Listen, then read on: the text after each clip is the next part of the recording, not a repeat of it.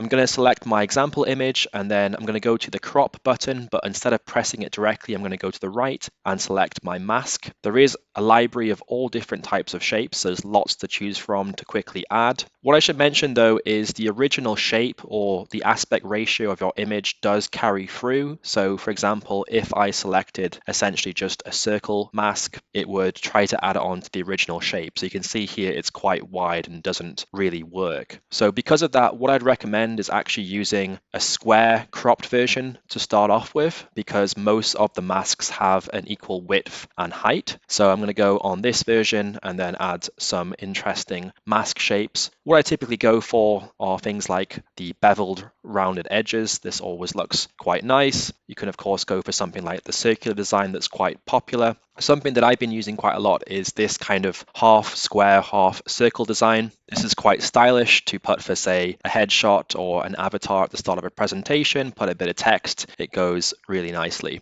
So hopefully you can find some interesting masks to add really quickly to your images, make them look a bit more interesting. And I hope you found this super quick tutorial useful. If you have any ideas for future tutorials, please leave them in the comments section, and I'll see you all in the next video.